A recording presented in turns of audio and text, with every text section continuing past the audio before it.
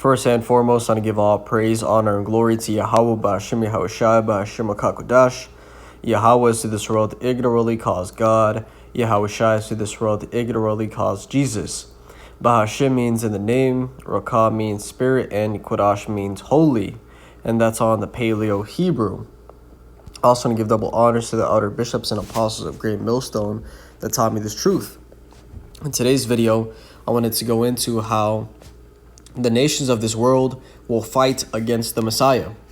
And this is inspired off the elder from Dallas. I was watching this video, and he quickly mentioned this, and this is something that I wanted to go into camp today, and I completely forgot. The Spirit led me somewhere else, but I'm gonna hit quickly right now. So the first thing I want to bring out is, I believe it was Ronald Reagan. He had a speech at the right here. I'm gonna play this real quick. And more secure for you and your children. I couldn't help at one point in my discussions privately with General Secretary Gorbachev, when you stop to think that we're all God's children wherever we may live in the world, I couldn't help but say to him, just think how easy his task and mine might be in these meetings that we held if suddenly there was a threat to this world from some other species, from another planet, outside in the universe. We'd forget all the little local differences that we have between our countries, and we would find out once and for all that we really are all human beings here on this earth together. Right, and that was the speech. Right, how if there is a outside force, we would come together to come against that so-called alien force. Perhaps we need some outside universal threat. We need some outside universal threat. I occasionally think how quickly our differences worldwide would vanish if we were facing an alien threat from outside this world. And yet, I ask you, is not an alien force already among us?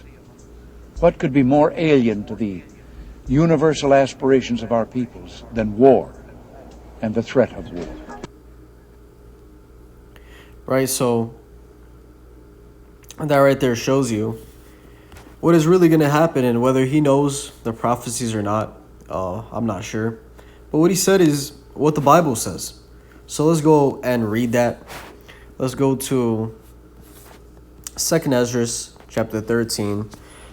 And I'll start at verse 1. It says, And it came to pass after 7 days, I dreamed a dream by night, and lo, there arose a wind from the sea, that it moved all the waves thereof. And I beheld, and lo, that man waxed strong with the thousands of heaven, and when he turned his countenance to look, all the things trembled that were seen under him. Right, and this is Ezra seeing the second return of the Messiah. Okay, coming back with the angels. When you go to Revelation, the 1st chapter, this is also talked about in Revelation 1:7. It says, Behold, he cometh with clouds, and every eye shall see him, and they also which pierced him, and all kindreds of the earth shall wail because of him, even so, Amen. Right, which the clouds is talking about the angels, right? They're referred to as clouds, and that's what it's talking about in 2nd Ezra 13, those clouds, the thousands of heaven. It says, And whensoever the voice went out of his mouth, all they burned that heard his voice, like as the earth faileth when it feeleth the fire. And after this I beheld, and lo, there is gathered together a multitude of men out of number from the four winds of the heaven to subdue the man that came out of the sea. Right, so these nations are going to essentially try to fight him. It says, But I beheld, and lo, he had graved himself a great mountain, and flew up upon it. But I would have seen the region or place whereout the hill was graven, and I could not. So Yahushai flew upon a great mountain, which this is talking about a vehicle, okay, a cloud. The reason is because when you go into Acts, the 1st chapter, it says in verse 9, And when he had spoken these things while they beheld, he was taken up, and a cloud received him out of their sight. And while they looked steadfastly toward heaven as he went up, behold, 2 men stood by them in white apparel, which also said, Ye men of Galilee, why stand ye gazing up into heaven? This same Yahushua which is taken up from you into heaven shall so come in like manner as ye have seen him go into heaven. So he left in a cloud, and the same way he left is the same way he's coming back. So what are the clouds? The angels. And it's really talking about the vehicles of the angels, which are the so-called UFOs, right? That's something that's not really known. It's a secret of this world, but, it's quoted throughout the entire scriptures. I'm going to get a couple points on that real quick. Zechariah 5:1. Then I turned and lifted up mine eyes and looked, and behold, a flying roll. And he said unto me, What seest thou? And I answered, I see a flying roll. The length thereof is 20 cubits, and the breadth thereof 10 cubits. Then said he unto me, This is the curse that goeth forth over the face of the whole earth. For everyone that stealeth shall be cut off as on this side according to it, and everyone that sweareth shall be cut off as on that side according to it. Right? So it's a curse that these people see these vehicles. Okay, because these are going to be the vehicles that come back to destroy this place.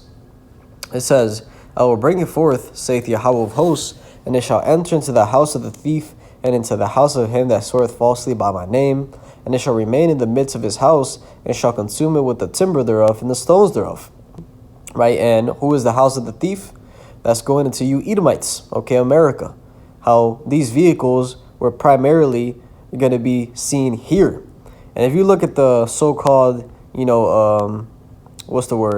sightings, the biggest place is America. And those vehicles are going to be the ones that destroy this place, right next to Yahushua. So if you have the eyes to hear, the eyes to see and the ears to hear, okay, I'll get one more to go into that. Ezekiel, the 1st chapter. And you jump down to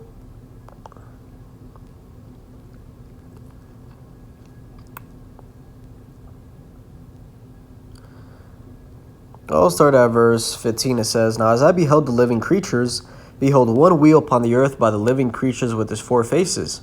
The appearance of the wheels and their work was like unto the color of a beryl, and they 4 had one likeness, and their appearance and their work was as it were a wheel in the middle of a wheel.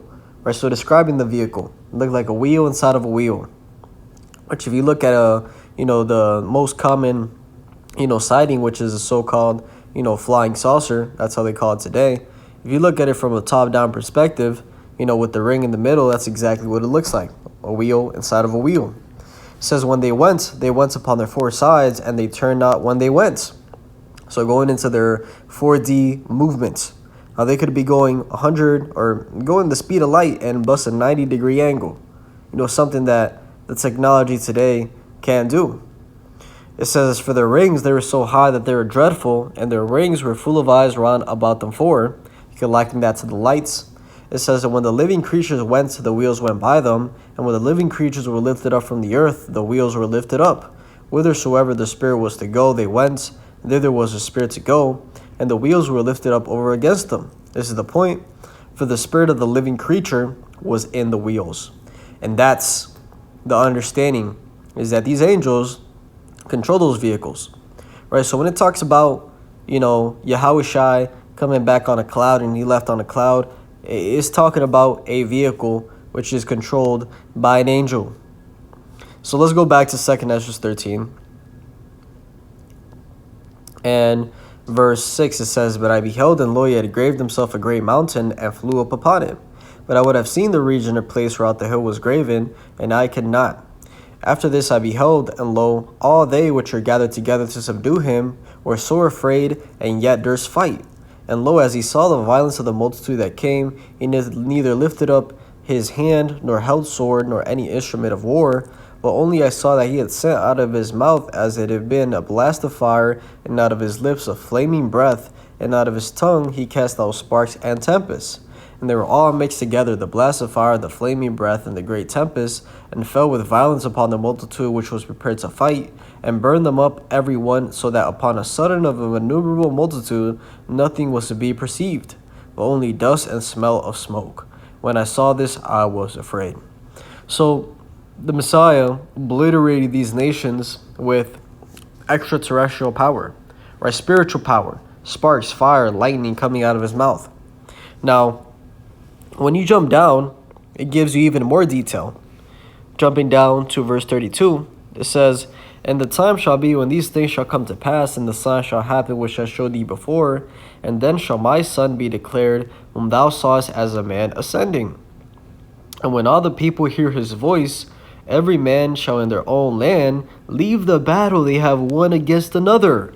And an innumerable multitude shall be gathered together as thou sawest them, willing to come and to overcome him by fighting, but he shall stand upon the top of the Mount Zion."